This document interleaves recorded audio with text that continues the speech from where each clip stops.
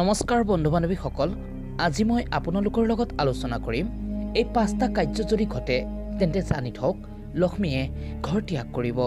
গতিকে ইয়াৰ বিষয়ে যদি সবিশেষ জানিব বিচাৰে তেন্তে আহক প্ৰথমে ভিডিঅ'টি আৰম্ভ কৰি লওঁ। বন্ধুসকল, জীৱন হৈছে সুখ আৰু দুখৰ এক মিলিত সম্ভাৰ।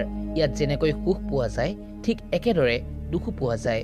সুখ আৰু দুখ কেতিয়াও একেলগে নাথাকে আৰু মানুহে সকলো সময়তে বিচাৰে ভালে থকাটো। সেইকাৰণেই প্ৰয়োজনবোধ কৰা হয় অৰ্থৰ ভাগ্যৰ সহায় বিচাৰে সকলোৱে। দিন ৰাতি পৰিশ্ৰম কৰিলেও যেতিয়া দুৰ্ভাগ্যই লগ নেৰে তেতিয়াই ভগৱানৰ আশ্ৰয় লোৱা হয়। কিন্তু যদি মা লক্ষ্মী অসন্তুষ্ট হয় তেন্তে ঠিক এইদৰে হয়। অৰ্থ কষ্ট ভোগ কৰিবলগীয়া হয় আৰু দুৰ্ভাগ্য হৈ পৰে চিৰলগৰী। গতিকে যদি এনে কিছু কাম চকুত পৰে তেন্তে গম পাব যে লক্ষ্মী দেৱীয়ে অতি সোনকালেই গৃহ ত্যাগ কৰিব। গতিকে জানো আহক সেই 5টা কাৰ্যৰ সম্বন্ধে। ইয়াৰ ভিতৰতে 1 নম্বৰতে হৈছে অন্নৰ অপমান। অন্নক কেতিয়াও নষ্ট কৰিব নাপায় বা পেলনি নিয়াব নাপায়, এনে কথা শাস্ত্ৰতো উল্লেখ ৰৈছে।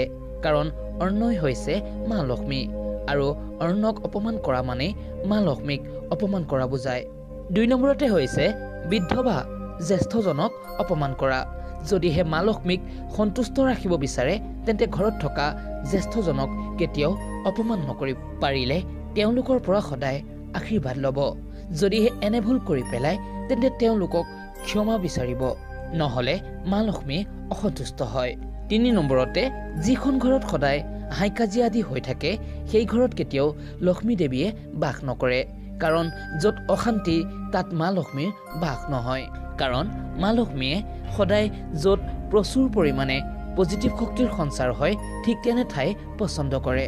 4 নম্বৰতে মিছা কথা কোৱা।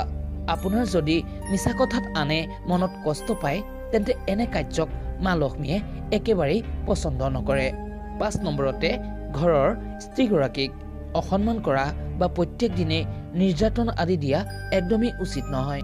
এনে কাৰ্যক মা লক্ষ্মীয়ে একেবাৰেই পচন্দ নকৰে। সেয়েহে বন্ধু বান্ধৱীসকল, যদিহে ভিডিঅ'টি ভাল পালে তেন্তে তলত কমেণ্টত শুদ্ধ মনে লিখিব জয় মা লক্ষ্মী।